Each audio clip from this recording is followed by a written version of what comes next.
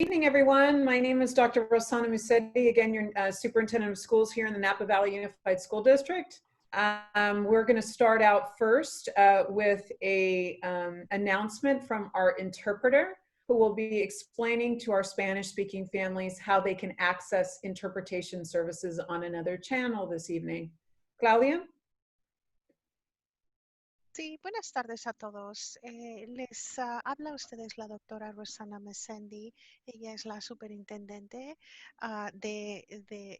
¿verdad? Del distrito de Napa, y en este momento les vamos a dar las instrucciones en relación a cómo pueden tener los accesos a los servicios de interpretación para esta junta. Doctor, do you want the interpreter to go ahead and explain in Spanish how to do so? Please do. Thank you. Ustedes van a ver en la parte inferior de su pantalla, que más o menos en medio, van a ver como un pequeño mundo, el signo de un mundo. Si pueden hacer un chasqueo en ese, un clic, ¿ok? Y ahí ustedes van a poder ver la diferencia de inglés y español. Entonces, de nuevo, si pueden hacer un chasqueo donde dice Spanish, español, entonces ustedes pueden escuchar toda la sesión en la lengua de español. Muchas gracias. Gracias, Claudia. Thank you, Claudia. So again, welcome to our second large-scale parent engagement session for today. We're starting off with our middle school and high schools first. So we want to thank all of our grade 6 el día de... evening. I see we're ticking up here close to 900 participants, which is really, really exciting. This second engagement session is our effort to continue to bring the community along as we work through the implementation details of our reopening the Napa Valley Unified School District for the 2021 school year in pandemic conditions. And as you've probably read in many of my communications, it's the goal of my team and myself to remain very data-driven and responsive to the needs of the community. And so I know it's really challenging, and it's a sacrifice for all of us that things aren't set in stone and predictable in the ways that schools historically have been for us in our lives. And so we appreciate everyone's patience and cooperation that has been demonstrated along the way. So we can't guarantee all of that predictability and stability in the same ways because of COVID-19 and the volatile conditions it presents in operating schools. But what we can commit to, despite all of the volatility, is that we can commit to coming regularly to our community, explaining to you where we are, why we're in that, kind of point in our planning, why we've had to make certain decisions, and sometimes why we've had to pivot from previous decisions that may have been communicated. And so if you were able to read some of the communication that came out over the course of the last few days, my team has been working tirelessly analyzing the data that you provided us. So our community spoke to us as your leaders here in the organization at the school district level. And it's in response to that data that we have, come out with the next phase of decision making that we think is in the best interest of all of our kids. So tonight we're going to have the instructional team do a brief presentation regarding some of those adjustments and revisions and what the implications of them are. Our hope is that, the 1,000 people online tonight will walk away with a better understanding, more clarity around what their students' educational experience in grades 6 through 12 will look like. And then we will open it up for some questions. So we'll have a Q&A after this, and we won't be able to answer everyone's questions. Clearly with this many participants on, but in my experience, if we can get through, a substantial number of questions, often many people have the same questions. So with that, I'm going to toss over to our instructional leader in the organization, our Assistant Superintendent of Instructional Services, Ms. Pat Andre Jennings. Good evening, everyone, and thank you, Dr. Musetti. Peter, if you could go to the next slide. Welcome. I just want today's topics. We're going to actually speak very briefly today and share some new information, and then it'll allow more time for questions. So we just want to, for today, we're going to share the recent decisions that we have been made since our last parent engagement session. We're going to take a minute and sort of explore a student's day in distance learning. What is that going to look like for students? And then address questions from the people that are attending. And we're getting close to 1,100 participants tonight. So very exciting. And we're so happy to have you here so that we can share directly with you and answer your questions. So as you know that we are in uncharted territory. There are many directions and ways that we can go, and some information might point us this way, some information might point us that way. Our thinking in June is very different from where we are now, just because the public health conditions have changed substantially since the end of June. So as a result, we've had to make adjustments to our plan. One of the biggest adjustments that we've had to make, next slide, Peter, please, is really looking at how we were going to deliver learning at the secondary level. After receiving the input from families around what their preferences were and hearing from many families, we realized that given the number of families that chose the Virtual Learning Academy, that it would have resulted in significant reductions in course offerings in both models. And I know from the feedback we received that that's not something that either we wanted and that parents wanted. They wanted to make sure that they had similar offerings in either model. And also it would have resulted in multiple staffing changes as well, that we had planned to have maybe about 20% and be able to accommodate that. But it was closer to 40% that chose the virtual learning option. And that would have resulted in pretty significant upheaval and changes, especially at our comprehensive high schools. So based on all of that, it was determined that the best course forward was to allow students to access, who chose the virtual only option, the Virtual Learning Academy option, to access the class remotely when in-person learning resumes. So when we get to phase 2, and because we're all starting distance learning, because that wasn't what we were thinking when we started our planning in early July. But when we get to phase 2, then students who have opted for the Virtual Learning Academy can continue to access the classes that they have signed up for, and they will be able to access through a webcasting tool that will be in classrooms. And so teachers will be receiving training in the coming weeks on this webcasting tool that will have better or higher quality video and audio so that our distance learning is a little more robust, as we like to say. Pat, let me ask a couple clarifying questions to make things really visible to the community. So that means that the schedule that students start with in phase 1, effective August 20th, which is the first day of school, does not change when we shift into phase 2. Is that correct? That is correct. And that's one of the benefits and one of the things that we wanted to keep that consistency as we transitioned into the different phases. Secondly, Pat, that also means none of the students in grade 6 through 12, none of their teachers on their schedule will change, correct? That is correct. Yes. And lastly, they will continue in either their AM and or PM cohort. So their peers, the peers that they're with also mostly stays the same. Yes. And as we are aware that a parent's preference might change as we get closer to the in-person, and so this allows us a little more flexibility as we look at that. But there might be a little adjustment when we do switch to when we do phase into in-person, but they still would be able to have access to the same courses and the same teacher that they had during phase 1. So the only thing that changes with this decision is when we enter phase 2, some of the students who started off together in a cohort, some of them in phase 2, they remain in that cohort. Some of them will be in the classroom in front of the teacher physically, while others will be participating through real-time access virtually online. Yes.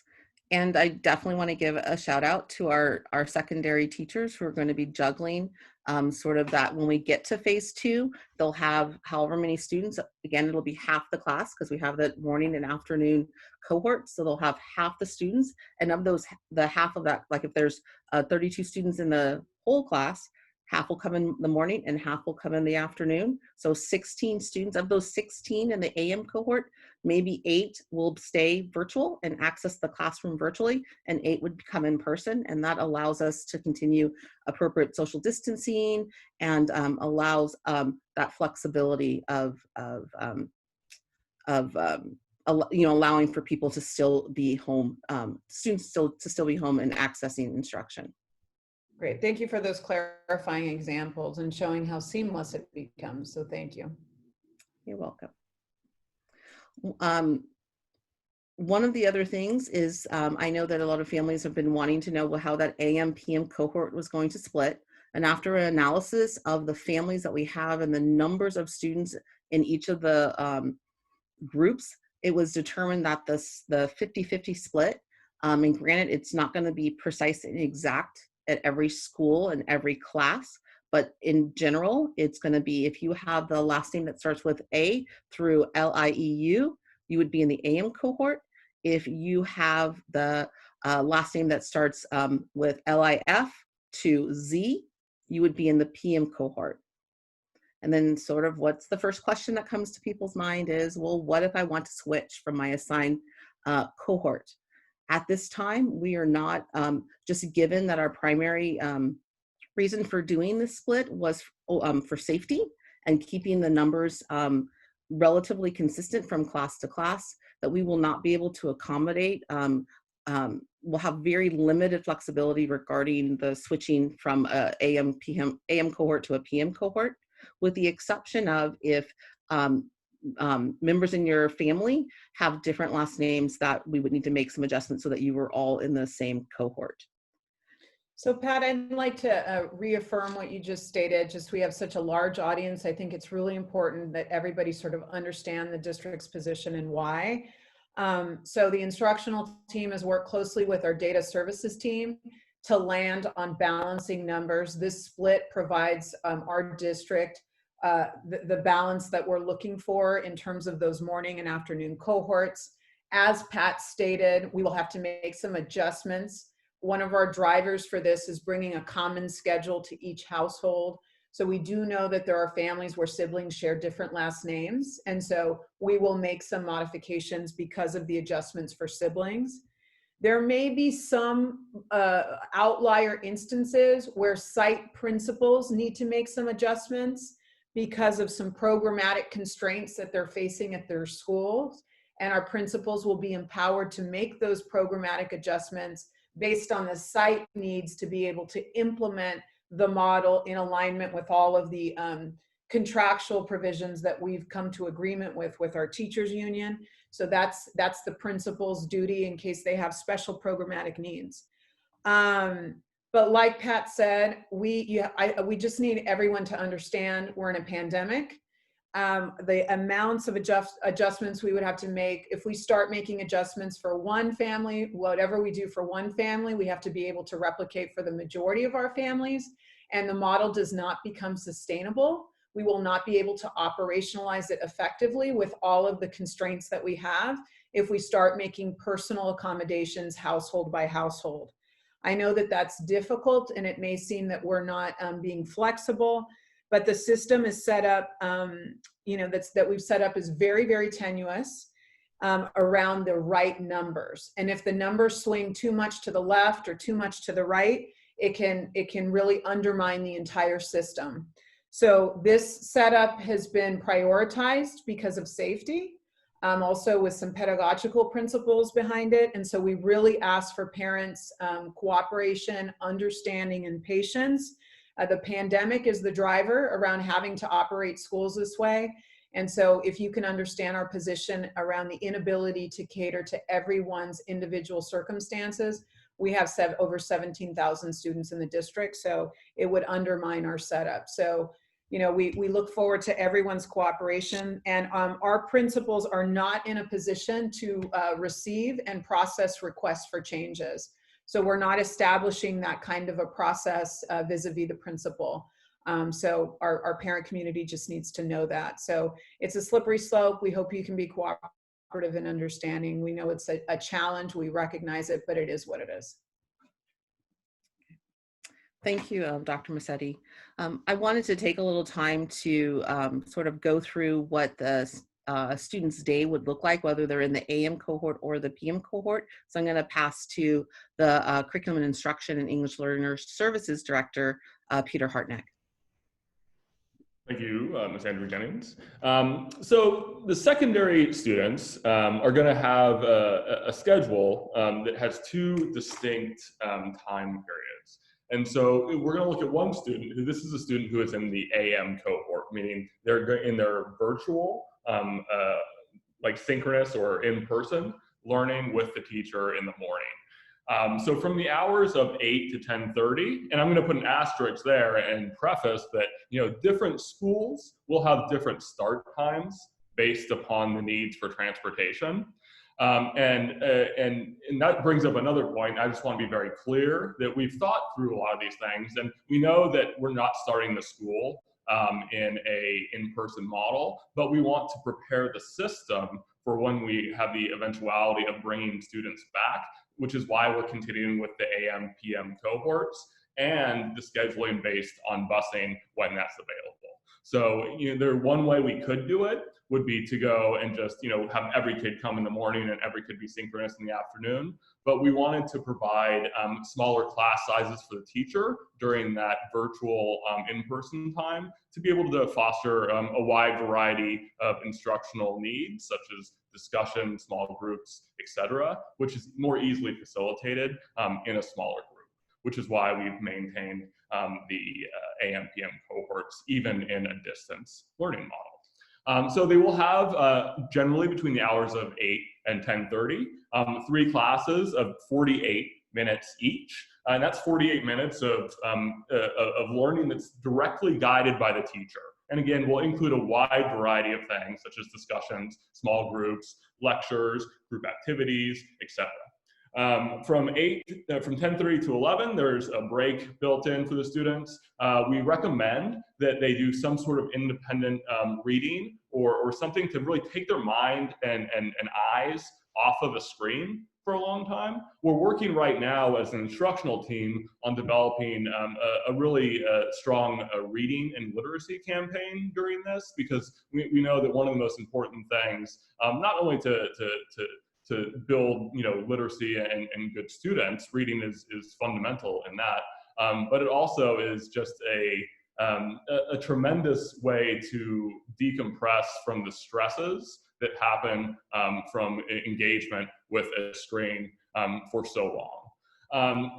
There's a lunch period built in as well. And so again, from 10:30 to 12:30, there is a 2-hour period where students are not engaged with the school directly. They have a break time, a lunch time, and a time for some independent thought, reading activity, etc., whatever is relevant to your situation. The second part is what's called as the asynchronous part, which is where students are engaged in learning, but not with the teacher live in person.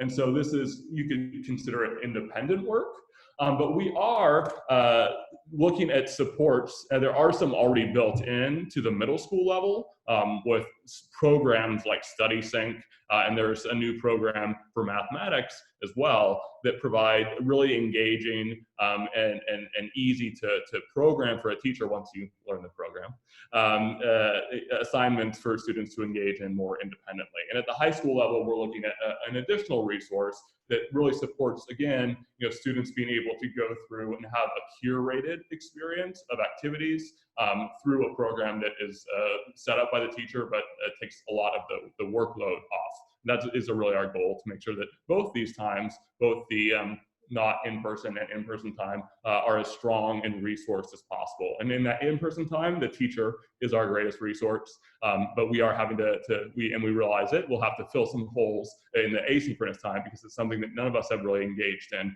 at scale before. Director Hartnett, can I just make one comment? Please. Before you move on to PM? I just, and he'll reiterate this in the PM, but I do want parents to note what our instructional division has done here. The hour of independent reading, I just want to reiterate the sort of the district focus and initiative. It is absolutely critical when there are periods of learning loss. We know students have been out of sorts since March 13th with the pandemic. Literacy and a push for reading is going to be absolutely critical. Our district has a very robust ebooks program through our library, but we're also making some current investments in terms of expanding our actual tangible library books, because having all of this in mind, we're thinking about and working through what would service delivery look like in our libraries during this period, where students can come for appointment-like styles, in an appointment-like style format to access books. So that's a serious hour. It's one that we're gonna do a big push around, and think about different ways that we can motivate and incentivize the reading, because all the research does show one powerful way to close the gap around learning loss is having students read every day. And so we're gonna be really committed to that in the 2021 school year. So off to the PM schedule, Mr. Hartnick. Thank you, Dr. Massetti. So the PM schedule is a complete 180 from the AM schedule. The asynchronous or not live time happens in the morning between, again, roughly the times of 8 and 10:30. And you might ask, well, what is going to happen? Is this not just homework time? How is this before the class? How is that going to support me? And again, we have to really think of this as two unique learnings that build off of each other. And so when you're engaging with your teacher, you are able to ask those questions in the moment. You're able to learn from other people's thinking in a more real-time way.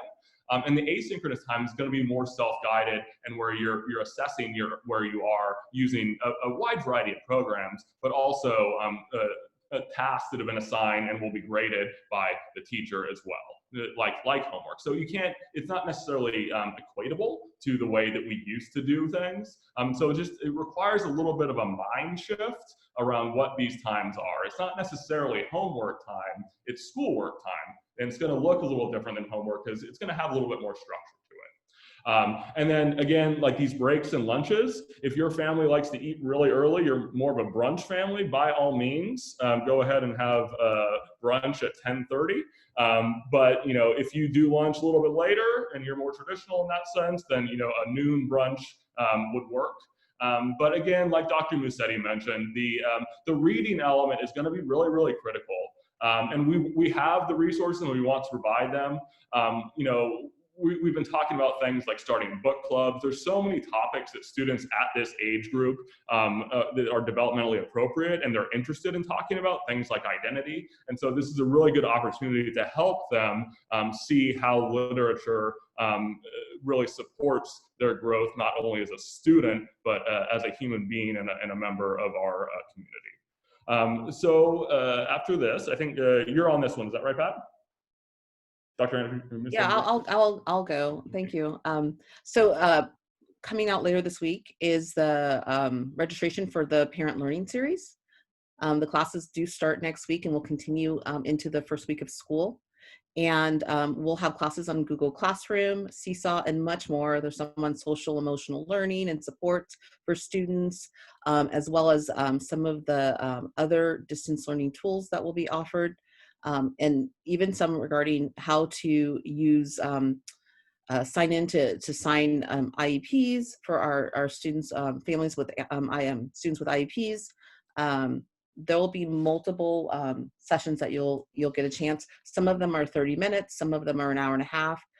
You'll be able to register and receive a Zoom link to access the training, and that will be scheduled next week.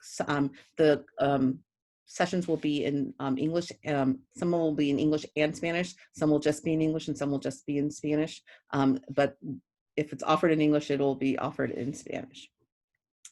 And starting next week, one more thing. Starting next week, there will be a parent liaison at the Tech Center, and they'll be there Monday through Friday, noon to 4, and they are by appointment. So you can call the Tech Center and schedule an appointment to come by, and there'll be a parent liaison there to help with some of your tech issues. It's really important that you call and schedule an appointment, because we need to make sure that we maintain the public health guidelines around the gathering of people. So, but we wanted to make sure that you knew that that service was going to be available next week and the week after. If you have difficulties, so how to start using the Chromebook, how do you log in, there'll be some additional support during that time.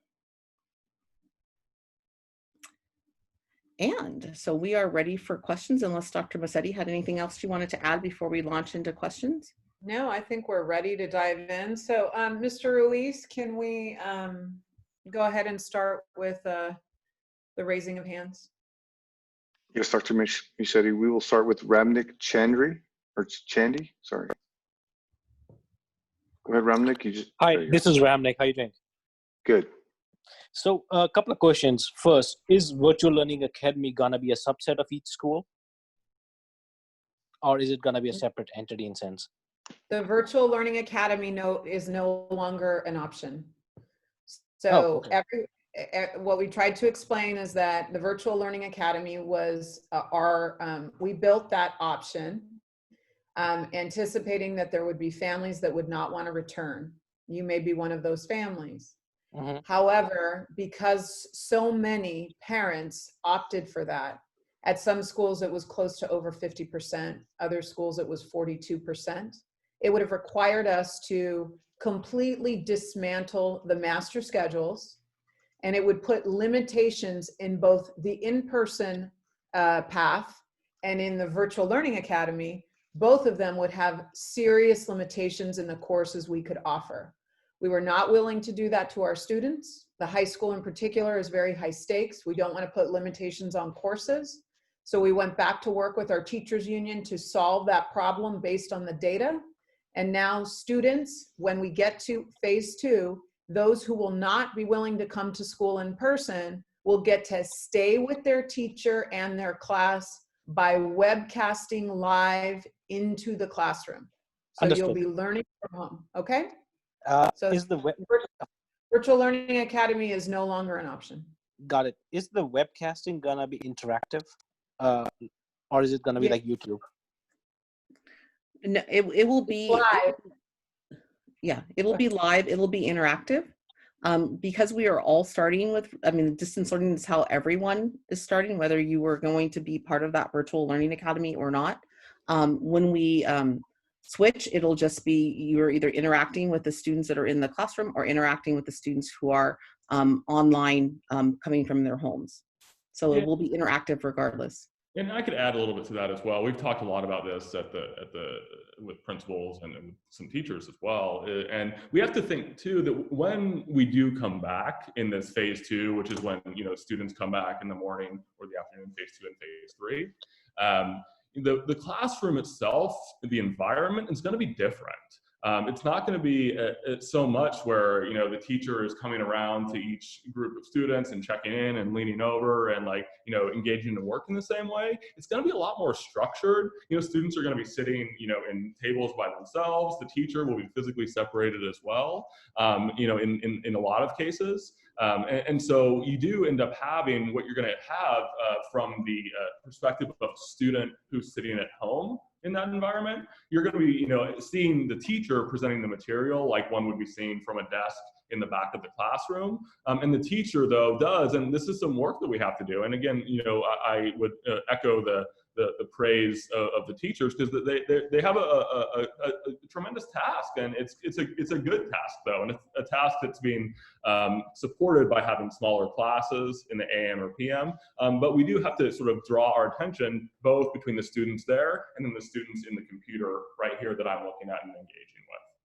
And one final statement: how would you guys incorporate power outages? Like from PG&E for assignments and testing for virtual learners? Yeah, that would be something that we'll have to troubleshoot, and we'll have to kind of get back to you on that. That's important for us to be mindful of. Thank you. You're welcome. Okay, Lord Gayton.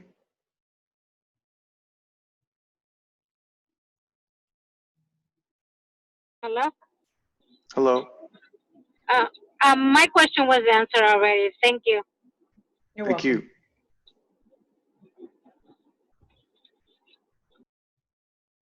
Wendy McCall. Yes, my question is, first, I want to thank you all for all the hard work you've put into supporting our students for this year. But my question is, will the CTE classes be offered at the high school level? And if not, my son is a senior, will he be required to take an extra class just so that he has 5 periods, or will the school district be willing to go to 4 periods during this time? Yeah, I can answer the question about career technical education, which is for context for the middle school families. We have programs in the high schools that are sponsored by the Napa County Office of Education, and they support a wide variety of programs from culinary to machine tool technology. There's, I believe, a robotics class. There's a wide variety of classes, nursing, things along those lines. And I think they have a couple of really neat classes down in American Canyon as well. And so those classes will still be offered. Of course, you know, the hands-on element, which is really an important part of career technical education, will look different. But the director of career technical education is working closely with those teachers and the site principals, as she always had. And they're working on ways to support their teachers in engaging their students in this work as well. And I will say, as a side note, you know, career technical education and these sorts of things are really important in our district for a wide variety of reasons. But one of them is that, you know, we want to help students be college and career ready. And so often we focus on the college element, but there are many students who thrive in a wide variety of places, but sometimes in the career technical, that really can give them a heads up. And it's a good way for us to prepare students for a real world beyond, you know, what the general expectation is of going simply to college. We want to honor all those paths as well. All right, and can I just ask one more real quick? So is there an option, or how do we get, I understand you guys worked really hard for the division for AM and PM. Are there individual circumstances that would allow changing without it being a second student? We're going to hold pretty firm on that, like I shared. So, I mean, you know, extreme circumstances might be considered, but we are holding very firm. Like I said, whatever we do for one family, we have to be able to replicate for many. So my response is going to be a firm one around, we will be inflexible around those accommodations, because you can just imagine what a slippery slope it becomes for the district. Oh, definitely. Definitely. Thank you. Samantha Brown. Samantha, you're running an older version of the Zoom application. You'll need to update your application in order for me to allow you to talk.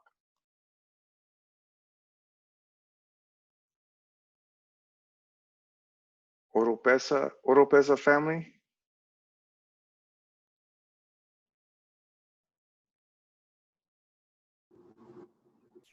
Thank you, but my questions were answered. All right. Maria Chavez.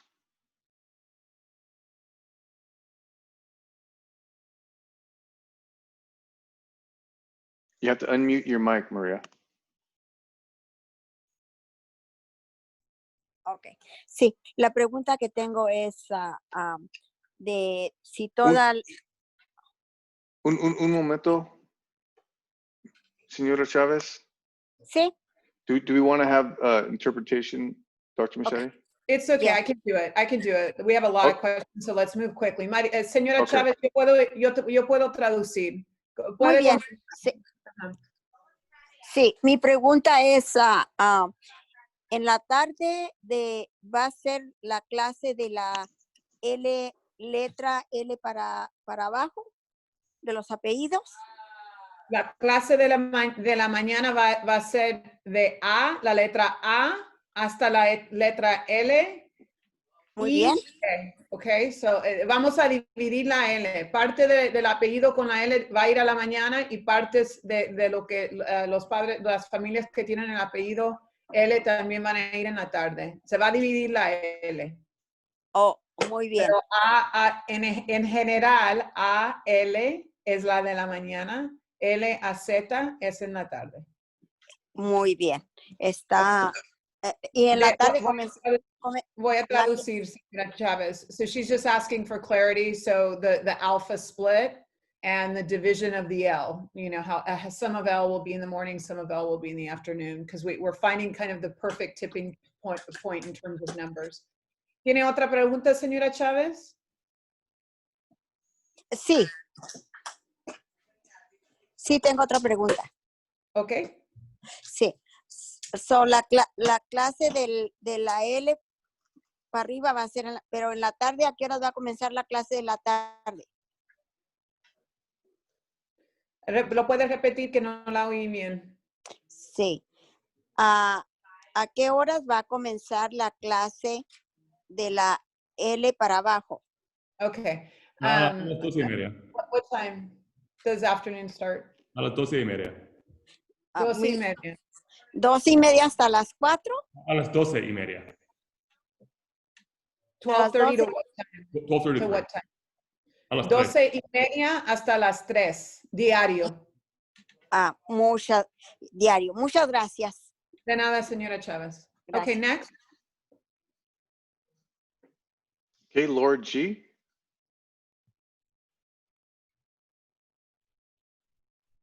You have to unmute your mic, Laura. Hello? Oh, Hello. hi, thank you. My question is,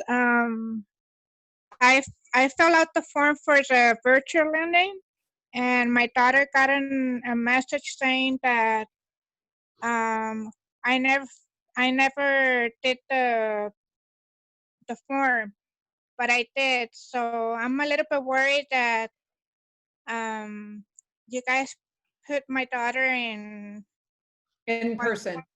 So yeah, so Laura, the form was important because we really thought we were going to split into virtual and to in-person.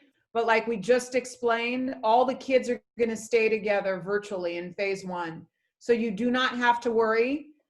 Your child will be in virtual, and given that now it's a ways away, we're not quite sure when we're going to be allowed to open in person in the county. We may not have mentioned this. We are going to be doing another survey. So when Napa County tells me that we're close and that we're going to be ready to move to phase 2 and phase 3, which could be several weeks from now, a couple months from now, 4 months from now, we don't have a crystal ball, we don't know. We will do the same form again for you to let us know if your child is going to be learning via the web or if they're going to be coming physically in school. So you don't have to worry because all the students are going to start the same in phase 1.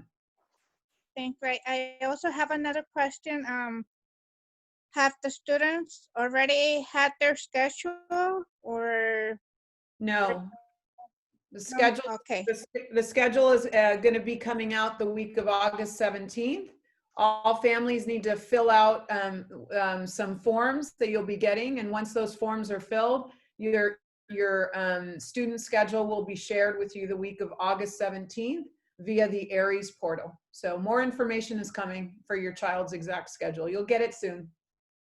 Okay, and my last question, are the students going to be having their ID picture taken? We were talking about this today. We're trying to figure out the logistics of doing that and whether we can or can't do that along with. I'm sorry, I couldn't hear you. Oh, sure. So there's a number of things that we're trying to accomplish at the beginning of the year. Among them, distributing materials like any textbooks, novels, things like that we have. Also, that's come up is around the student IDs, and so we're working to see if we can make that happen or if it's something we have to push off until the in-person begins. So unfortunately, it's one of those things that's still to be determined. And I wanted just to add that information will be coming from your child's school. So stay tuned over the next week and a half or so, and they'll be sending information regarding things like IDs and textbook pickups or whatever additional things that they need you to come pick up. Yeah, your principals will start a lot of communication now that we've finalized the plan for the start. Okay, next, Manny, thank you. Yes, Chris Schendel.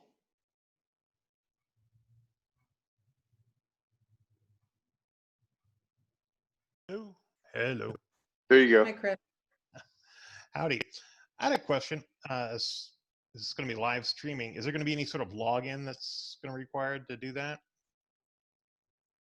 Yeah, no, I can answer that. And so typically we use, there's effectively 3 programs that can be used. There's Seesaw at the elementary level, but then there's Zoom and Google Meet, which is a program that functions in very much the same way. One of the things that was rolled out in the spring, but it's a challenge because everyone was gone, is we do have now what's called Clever, which is a single sign-on, meaning students will go through this website called Clever, and that signs them on to all of their school-based accounts. So it signs them on to if they have, like, you know, an English program, a math program, any of the different things that they need to do. Okay, well, the reason why I'm asking is because... Oh, go ahead. The reason why I'm asking is because when we first started doing the distance learning, one of the first things that happened was that people were getting locked out if they couldn't log in and they didn't do it within a certain time limit. Then they got locked out, and then people set their hair on fire and ran around the building. So how do people log in? There won't be hiccups. Is there any what are the restrictions, and yeah? How's it going to work? How it's supposed to work, and this is my understanding talking today with some of the folks at technology, but those things change sometimes, you know, minute by minute. But I think this is pretty much how it's going to go. When they log in, they're going to be required to go through that. And so one of the authenticators when going on to Zoom, at least, and I don't know if I can speak to Google Meet in this regard, would be that they have to be authenticated through the Clever as an NVUSD user, and then it'll let them in. There is some work to do, though. You're right. I mean, we're dealing with 900 teachers and 16,000 students, and there's sometimes technical issues that get in the way around things like, you know, someone accidentally put on a waiting room or put on a password that they didn't mean to, and that does create issues. And so I believe that a lot of those tech issues are going to be dealt with via the tech department and the help desk. Is that correct, Dr. Massetti and Ms. Andrew Jennings? Yeah, that's true. So the tech center will be helping with all that. But once an email account is authenticated, it should be fine. So that's the intent of this. So if my child shows up 15 minutes late for class, is he going to be let in the class because he was locked out last time? He should be let in the class. That's, yeah, he will be marked tardy, though, because we are now, what's different is we will be taking attendance every period. And if a student is not there on time, they will be marked tardy. Okay, and then another question would be, in phase 2, you're talking about some people staying home and some people being in the class. Well, if you've already got a whole bunch of people wanting to stay home, how are you going to select the number of students between in class and at home? We don't have to select. People will choose. We don't select. Yeah, I can explain that a little bit. So if you are in the AM cohort of your first period class, so you have about half of the number of students in there, and so half the number of students we can actually work in a physically distanced environment. But of those, let's say it's 16 students, between 5 and 10 of them might have opted to learn from home. And it will look different, especially at the high school in different classes. You might have a class that has 16 students in and a class that only has 5 to 7. But overall, the numbers will be smaller, allowing the teacher to remain some of that focus on the kids in the virtual arena, which has been a concern that people have brought up. But again, like setting it as like an additional student that you're looking at and engaging them regularly as you would the rest of the class is going to be part of the ongoing work that we do. Really, a lot of that work's going to happen at the site level, where teachers are learning from each other, but giving some formal trainings as well and guidance from their administrators. Okay, so devil's advocate, you got a classroom and everybody in the classroom decides to do distance learning. It's fine. Okay. If there, because there's 12 kids rostered or 16 kids rostered in the morning, if 16 out of the 16 choose virtual, they stay virtual. And it speaks to that sort of we have to be flexible in ways that we haven't typically been flexible in the past, which is going to push on a lot of our systems. It's really within this context, we're trying as best we can, and I can't tell you that it's perfect, but to think about some of those things, you know, and the converse too, you might have 16 kids choose to be in class. Which, you know, really pushes at the number that we can safely do, but though we can. And so we have both those levels of flexibility or levels of variability in terms of what might happen any given period between periods 1, 2, 3, 4, 5, or 6. It allows for both to be true. That's what the webcasting does. Okay, and then last question for the middle school. When's the office going to be open? The 17th, is that when they're opening? August 17th, Monday? No, the middle school offices should open next week. They should be open on the 10th. I believe that the staff is returning toward the end of this week, and I think the office is open next week. All day or specific hours? I think traditional, the times they're normally open, I think 7:30 to 3, 7:30 to 3:30. Each site is a little different in their availability. I would check the websites of whichever school that you're looking at, and you should be able to see what those hours are. Email your site principal, Mr. Schendel. Your Okay. site administration. That's it? Okay. Okay, Thank you so much. thank you. Sure. Next. Evelyn Byers.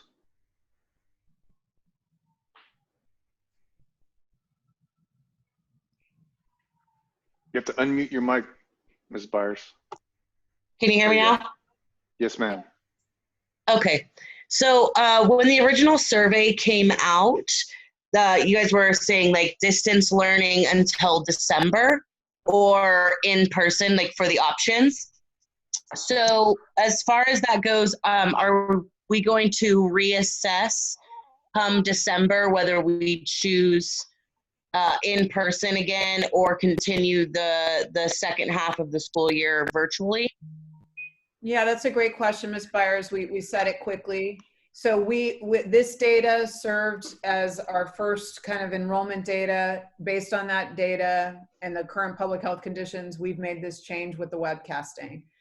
When we get signaled by Napa County Public Health that we are going to be moving to in-person in phase 2 or phase 3, we will survey parents. So you will be provided a new enrollment options form closer to the date when we're actually going to get into phase 2, and you will let us know if your middle schooler or high schooler is going to stay home and learn from home via the webcasting into the classroom, or whether they're going to be a student that's going to come physically to the classroom. So you will get a new enrollment form. You are not locked in. You're not locked into your December commitment right now based on the changes we've made in response to the data. Okay, so just theory here, sorry, as if say we do not move into phase 2 before December, right? Say like everything is still the same come December, but they're predicting say January, we may be able to move into phase 2. Then in December, you will send out a new form and go from there. Exactly. Okay, perfect. Thank you so much. You're welcome. Sophie? Hi, I just have a quick question. It's about the scheduling for the AM and PM cohorts. So basically, is this the phase 2 scheduling, or this is just from the beginning phase 1 scheduling? Phase 1. Starts in phase 1, continues in phase 2 and phase 3. Okay, good. And also one more, what about families that are relying on free and reduced lunches? How does that go? We will have communication in our first family newsletter that's going to be going out the week of August 17th. And we'll be explaining what the food services program is going to look like.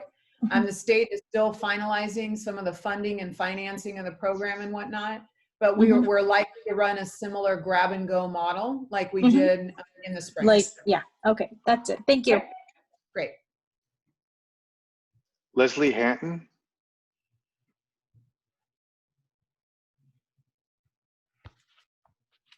Hello, can you hear me? Yes. Yes. Okay, hi. Nice to meet you. My daughter and I are moving to Napa from Ensenada, Mexico. My daughter will enter the 12th grade. It will be the first time in her first time studying in the U.S. I'm worried about, we don't know anything about the system. I'm on top of all the emails and stuff, but she's so nervous, and basically I want to know if she's going to have any sort of counseling and how can she make friends. Well, first of all, welcome to the Napa Valley Unified School District. And then I'll let, bienvenida, and I'll let Pat and Peter talk to you about the supports we have. Yeah, I mean, first thing, she's going to have a great experience. We have great schools here. I've personally had the pleasure of working at both Napa and Vintage High, though I know that, you know, New Tech, American Canyon, and Valley Oak are also wonderful programs. And so in terms of, you know, I'll start first with the second question, which is probably the harder one, making friends. You know, part of it, I hope that in her classes, the space is created. And at the 12th grade level, I think teachers often do this more naturally anyway, but the space is created to have more dialogue because of the developmental place of students in the 12th grade. They really are able to be analytical, you know, question each other, make judgments, make predictions, things like that at a high level. And so having, you know, conversations is obviously a good way to start. Of course, you know, I would encourage her to, you know, join any sort of, you know, though there won't be in-person clubs, each school is going to develop, you know, ways to support students to stay connected. You know, if we get to have sports in the spring, like, you know, if she wanted to, you know, just, you know, try something, that would be a great way as well. But to your question about counseling, yes, we have counseling at all of the high schools. Typically, the counselors are one counselor per grade level, and they roll up with the student. So you would have a counselor from the 9th grade through the 12th grade. You'd have the same person with the goal of building those relationships. And the number, it's about 450 to 500 to students to each counselor. That's about the number of students in each class. And their primary focus is to make sure that she has what she needs, not only to graduate, but to go on to whatever her post-secondary option is. And so an example might be that she's coming, you said from Mexico? Yes, from Ensenada, Mexico. I'm a teacher too, so we'll be heading over there. I'm getting married, so we're moving, and I'm so excited. Okay, and cool. so the counselors are going to be ready, I mean, like starting next week, that we can go to school and meet one?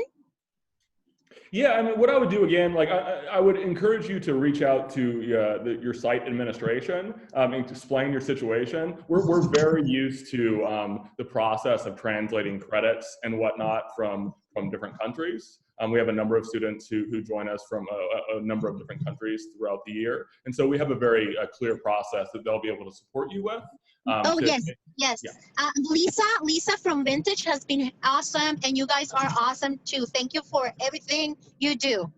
Well, welcome to Napa, and congratulations on your evolving life. Welcome. Bienvenida. Thank you. Blessings. Okay, Susan Pereira.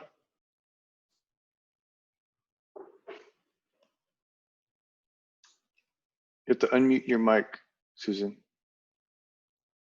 Hi, I'm sorry. So a lot of my questions were answered. My concern is with the virtual learning that we had and my daughter's prior school performance. I'm concerned about her having some type of focus problem, learning disability that needs to be addressed. And I don't know if that's an option. She's transferring from River over to American Canyon. And that's my biggest issue, is getting her motivated. What can I do to have that addressed? Yeah, no, I can answer that as well. You know, I think, you know, reaching out to Dr. Bataller at American Canyon Middle School, who's the new principal. That would be a great place to start, and just again explain the situation. What I would encourage you to ask to sort of in terms of like support for her would be to allow her to have a conversation with the school counselor to understand how the school kind of goes. Maybe she could even like ask her if it's possible to like show her the school, since it's a new environment for her, even though she's not going to be physically attending. And I think to your first part about concerns about potential learning challenges, those things all still continue. And so again, reaching out to the school administration and writing that request down and asking how to proceed with that process is something that we're still going to be doing. We still have school psychologists, we still have school counselors, speech language pathologists, all those people that are willing and ready to work and continue the work that we do. Well, Peter, you know her. I know you know her. Yeah. But it was just torture trying to get her to focus on her classes with distance learning, and I set up as much as I could to get things organized and get her on track. And I don't know. I think I need as much guidance as she does, to be quite honest. Well, and one thing you might want to do some parent education, Ms. Pereira, as well, around motivation and those kinds of things throughout the course of the year, anticipating that we'll be in this for a little while. So, it's more synchronous time, more direct engagement with the teacher, which should help. So would you recommend that I go to the office like next week and see what there is available? We live like half a block from the middle school in American Canyon, so that's not an issue. Yeah, I would encourage you to call and make an appointment, so that because we're just trying to like help manage the ins and outs so that we can provide you with a safe environment. Okay. All right. Thank you. I appreciate it. Bye-bye. Good luck. Raquel Maisonette. Hello, can you hear me? Hi, Ms. Maisonette. Hi, how are you? Good afternoon. I have a couple of questions. You already answered one of them, and I just want to confirm that when we go to phase 2, we will be doing another survey to see where parents stand on going in person or distance learning. I just want to confirm that I understood that right. That's correct. You are correct. The other question, okay, thank you. The other question is, once you guys set up the groups with the teachers and the kids for the cohort, once they will be from the same school, right? Because they will be going, once they go back to phase 2 in person, they will be going to the same classroom with that same teacher. You got it. Students. Yep. Okay. No change in teacher, no change in class, no change in peers. So that will be, if she's from River, she will have kids from River and teachers from River. You got it. Okay, great. And then that's why we went to this model. Okay, awesome. The other question is the platform for the online meetings. Is that going for the middle school? Is that going to be through Google Classroom like it used to be during the spring, or is it going to be through Zoom? So the platform is a Google Classroom. That's the platform that teachers put assignments in. The video conferencing or the video lesson part is through either Zoom or Google Meet. So either one of those is it just varies from depending on the teacher. So. Okay, so it will be based on the actual school preference and the teacher preference. And the teacher preference, but they both have been highly vetted by the tech department. They both are secure platforms, and both require authentication from with an NVUSD email address. Okay, and they will let all that stuff know to let us know all that stuff once we get the actual group, the schedule for the kids. You got it. And one more thing. For the for libraries, is there any way for my daughter goes to River Middle? Can I call if they're going to be open next week? Is there any way that I can call and make a meeting to see if my daughter can get some more books from the library there?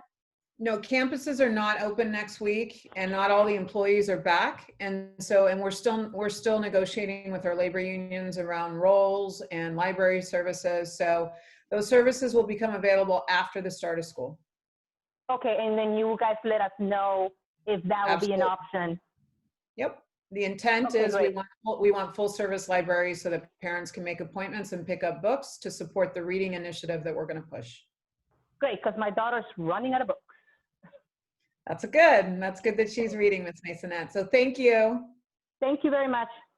You're welcome. Before we go to the next person, while we have the big audience, I know we have a lot more questions. Ms. Masonette's question about schedule. I do want to use this time as a plug for all families. This year, the Napa Valley Unified School District has virtualized the annual forms that parents fill out. You fill out an emergency card, the technology use form, you sign the student handbook page. All of those forms are going to be now processed virtually, along with the lunch form, all virtual, no paper-based system anymore. So that will be through the Aries portal. You will be receiving a communication about filling out your forms. You fill out your forms, that is how you get your student schedule. So the student schedules will become available August 16th, the week of August 17th, but you cannot get your student schedule until you fill out those forms.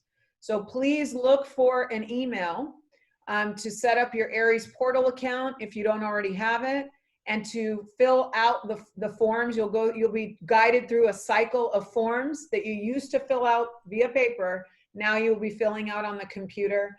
And then if you have that filled out by the day we open up the schedules, which will be the week of August 17th, that's how you'll find out your student's schedule and who their teachers are. Okay, let's take the next question. Okay, Heather Watson. While we're waiting for Ms. Watson, I just want to make a plug for the Napa County Library System. They are available to do book pickup. So you can go online, reserve books, and then go and pick them up if your children are running out of books. Thanks, Pat. Heather? Hello, my question happens to be about early flight. My son is in high school and currently will be in the B cohort. What is happening with early flight schedules, please? Peter. Yeah, we're working on that. Your son is in the situation that we've been trying to figure out. So the one random part of this AB cohort is with the early flight classes, and the situation, and just for people to understand, is that if you're taking early flight, what you're doing is you're taking a class before the normal start of the school day. So say you're taking it from 6 to 7 o'clock, just to make it sort of easy to think about. You take that every day so that you can have an additional class. Oftentimes students will take it so they can take things like an additional art class or something like that. So when you're in a PM cohort, then you would have to come back. You come at 7 in the morning, leave at 8, and come back at 12:30. And so we're looking at what that means. And there's a couple different ways that the principals have been thinking about it, but we just have to land on one. But having them do what I just described is not the ideal option. Correct. Okay, thank you so much.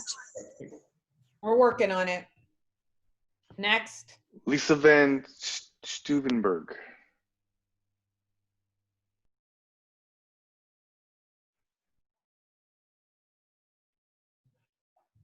You have to unmute your mic, Lisa.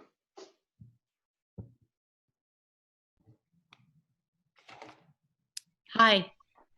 Hello. Can you hear me? Yes. Yeah. Hello. Can you hear me? Yeah. Thank you very much. My question is about the asynchronous learning time. So during the asynchronous learning time, is there going to be some kind of attendance taken so that our students are held accountable? End of question. Okay, attendance is only taken by the teacher during the synchronous time. So that's the attendance. The formal attendance accounting is only when they're in the synchronous period. I'm sorry, you're cutting out. I'm sorry you're cutting out. Can you start over again, please? Okay. The attendance accounting only happens in the synchronous time with the teacher. Now, Peter can talk to some ways that students will be, expected. They're expected to accomplish their work before the session or the deadline that the teacher gives. Is that correct, Peter?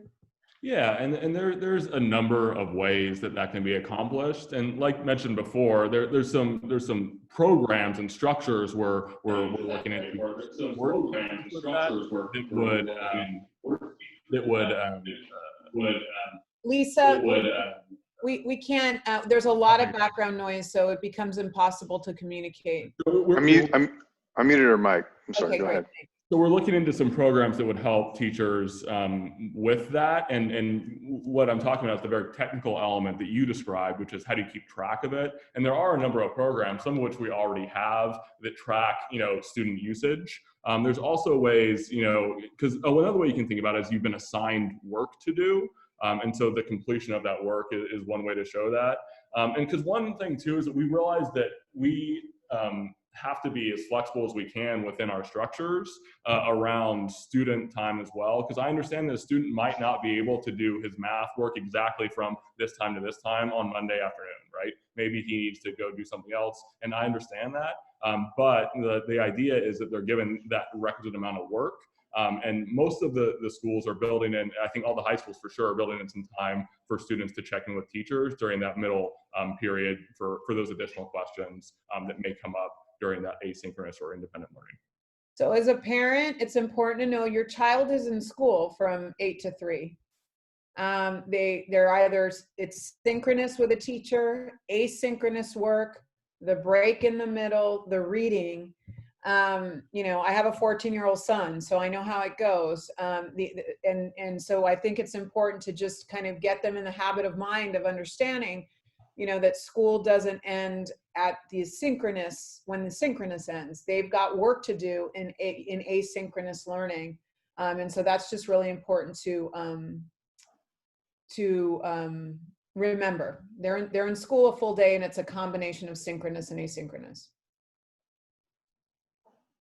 Okay, we're going to keep going. Okay.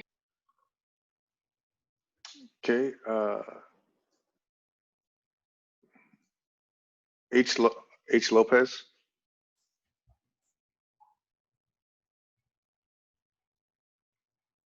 You have to unmute your mic, H. Lopez. Okay. Hi, can you hear me? Yes.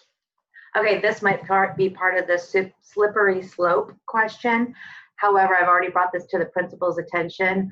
I will be housing on a daily basis one fellow classmate with my son who is an only child. And one's an S and one's a B last name. And I work from home, so I'm happy to manage these two children, but they're definitely in different letters categories. Yeah, so one can be in synchronous time with the teacher in the morning, and the other one will be working on their asynchronous work. And then in the afternoon, the other one's in their asynchronous work while the other one's doing synchronous time with the teacher. Where it becomes more problematic will be in phase 2 or phase 3, Ms. Lopez, right? Because they'll be in school, if they're choosing to come in person, both of them, they will be coming in person at different times. So are you asking, so this child lives with you? No, he will be dropped off every morning as his mother goes to work. Okay, understood. Thank you. So remember, they're both in school all day, and they're just going to be in school at different times for the synchronous portion. Okay. I know it's tough. I was trying to help. I know it's really tough, but you can imagine if we get dozens and dozens and dozens of requests like that, the position that we get in, and then the numbers again are very tenuous, so it becomes very challenging. So we appreciate the support that you're providing. But I encourage everyone to remember that the students have work to do all day. All right, thank you. Thanks, Ms. Lopez, for your understanding. We appreciate it. Lorena Munoz. Hi, yes. I have a few or a couple of questions. Go ahead. Okay. Oh, okay. So, will you guys have, or there's a Mariposa group in Harvest Middle School. Will they be allowed to have their group as they did before? Like before the end of the school? Because I know they have like Zoom meetings. I need to know if they will have it again. I can answer that. I know that, so I'm working with the Napa County Office of Education that sponsors the Mariposa program. And so, you know, we will do our best to continue those supports for students. And I know that at the end of the year, that you said that they were doing the virtual meetings. I imagine that those would continue, but I can, we'll confirm that with our work with the Napa County Office of Education. Okay. And the other thing was, before the school and after the pandemic and the schools, they were doing Zoom meetings, I have noticed that some of the teachers were complaining there were like students that will log in and they were not actually the students that were supposed to be on those classrooms. How can that be more secure and solved? Like I noticed that they were like a student will log in, but it was not the actual student. It was like a parent or some other, you know, brother, sister, whatever. So I need to know how can that be more secure. Are you talking about looking like sort of coming behind on the video screen? Yes. Yeah, we're looking at several different options around virtual backgrounds that would block out sort of anyone in the background that students could use. But I also know in terms of when students sign on, that they will be they'll sign on through their NVUSD account, and they would have to be a member of that class to be able to access that class. I didn't know if there anything that Mr. Ruiz wants to add around the Zoom security part. Yes, Ms. Andre Jennings, that is correct, what you have stated. So with the Zoom platform that the Napa Valley Unified School District will be rolling out this fall, we'll have additional security measures that we did not have in the spring. And so Ms. Andre Jennings is correct in that students that belong to that particular classroom will only be able to log in using their district account and won't be able to just join randomly to any classroom. Okay. And the information that is being sent between the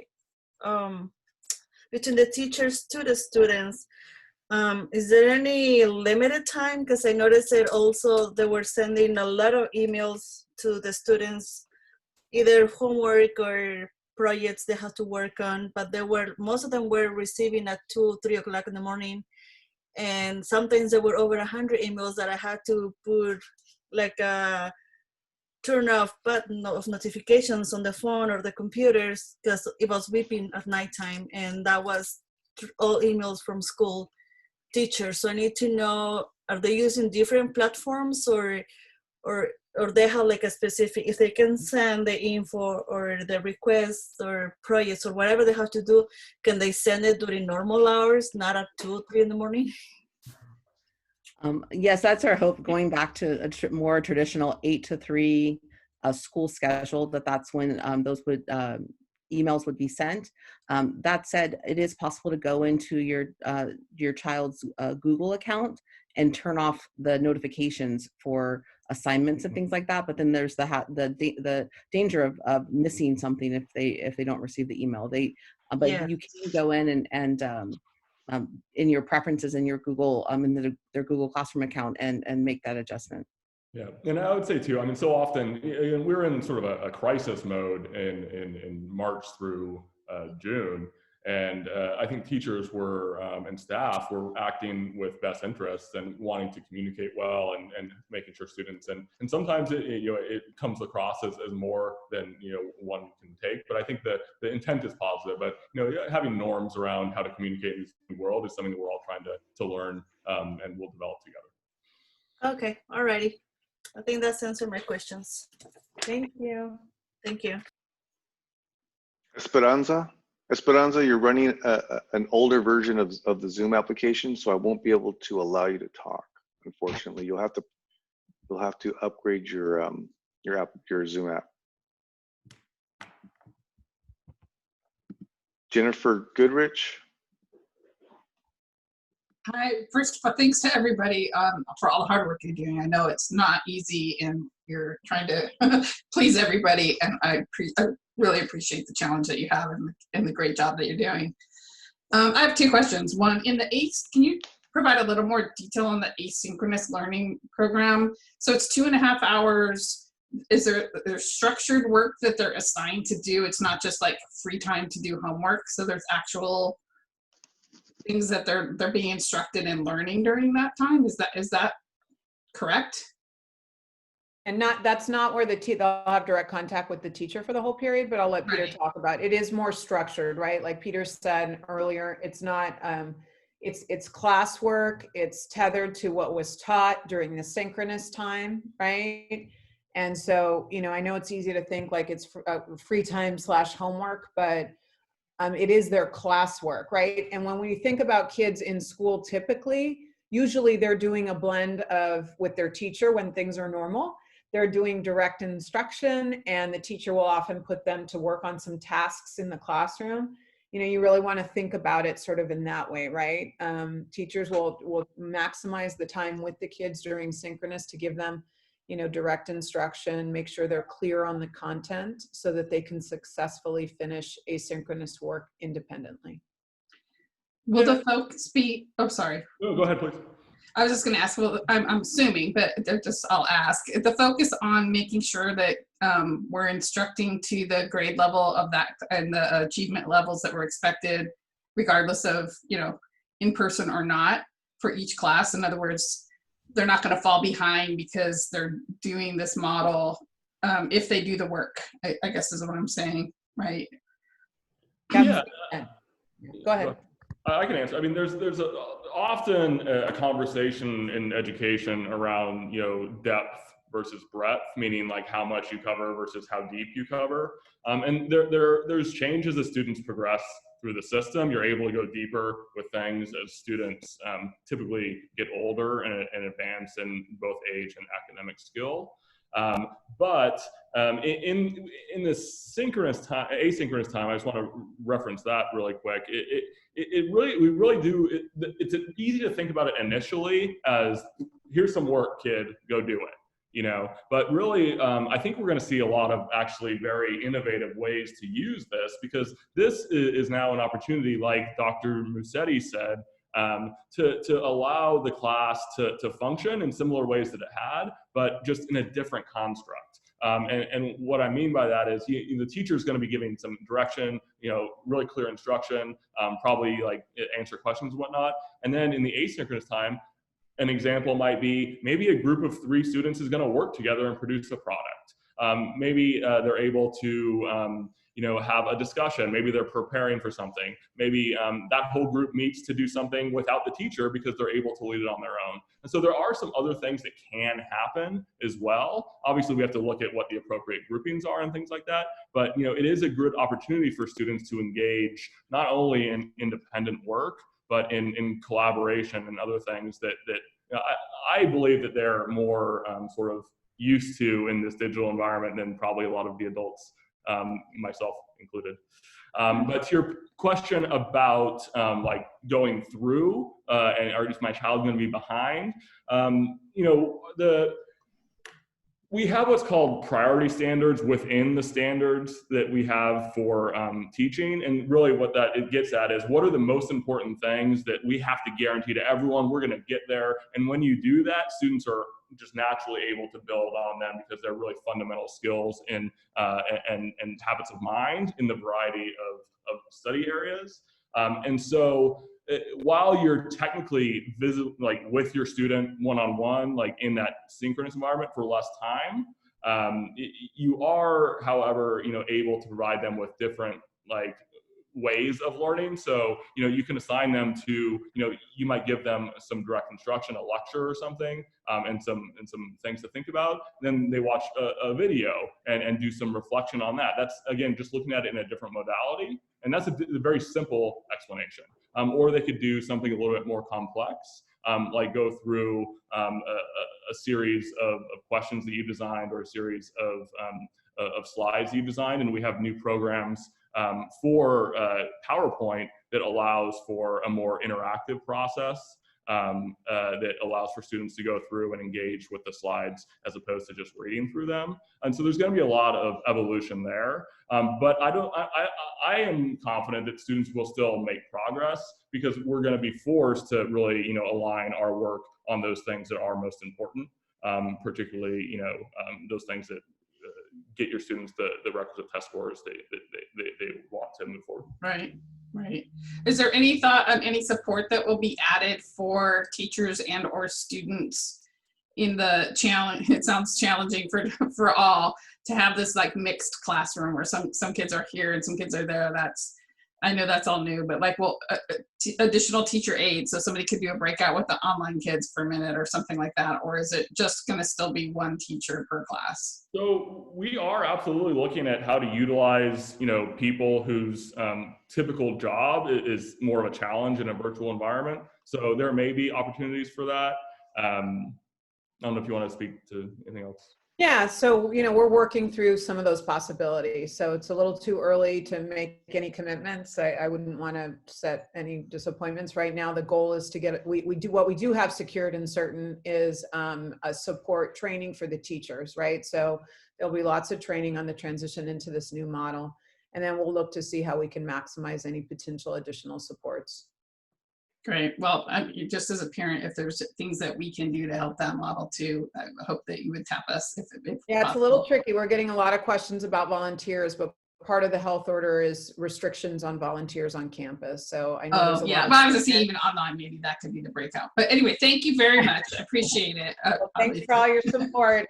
Thank you for your gratitude. We appreciate it. So we have a few more minutes here before we have to kick off the elementary. So we'll take a couple more questions. I'll let everybody know while you bring on the next question. The FAQs are going to be updated with all of the new information based on the last round of decision making. Our goal is by Friday. I know it's tempting. I want to be really honest, not that I ever discourage communication. We do want to apologize. You can imagine as we're navigating these decisions, the volume of emails is unbelievable, right, everybody? So there's long delays and turnarounds in the emails. We apologize for that. I think the directors, myself, Pat, the assistant superintendents have been the volume, it's just hundreds of emails. So our goal, if you can be patient, our goal is to update the FAQ with all of the specifics by Friday. Your principals are back, and now that the framework is locked in and the decisions are made, the negotiations have been completed with the unions, your principals now have a lot of answers for you too, specifically around the implementation. So stay tuned for that FAQ update on Friday. Let's take a couple more questions. Who's next? Sharice Youngblood. Thank you very much. Can you guys hear me? We can. Yes. Okay. So first I want to thank you all for all the work you're putting in, because I think this is ridiculous and I appreciate all your effort. I am also new to the district, so I want to try to keep this quick. Will the kids be getting Chromebooks? I'm hearing all this about online, like, yes. When is that going to happen?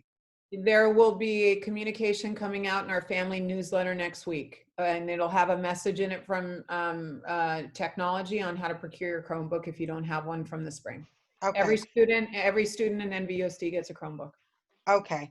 And it sounds like the teachers will actually be in their classrooms, because I read something from you guys that sound like some teachers weren't going to be in the classroom, but it sounds like you're saying they will be in the classroom and teaching from their own classrooms. In phase one, teachers have the option to either come work from the classroom and on the work site from the campus, or work from home. So they have that option. The work from home option does have very clear guidelines on the expectations if they do exercise the option to work from home. That's only during phase 1. During phase 2, the expectation is our teachers would all have to come back to the classroom because students are coming back, except for teachers that have some sort of medical accommodations or whatnot that can't come in physically. Okay, thank you. Otherwise, all teachers will, yeah, all teachers during phase 2 and phase 3 would be coming in when we get to that phase. But during phase 1, they have the option to work from home. So, and I'm also assuming that there's no orientation on August the 17th. The high schools, what are the high schools doing around orientation? Are they doing anything virtual, Peter? Yeah, they're all, we're in those talks right now about how to make that that happen, particularly for the incoming grades, so for the 6th graders in middle school and the 9th graders in high school. But as a new student, I would again recommend reach out to the school and say, hey, I just want to touch base. My student's gonna be new. I just wanted to, sort of, see what's going on. Maybe they connect you with the counselor, and you can, really get to know the school a little bit better.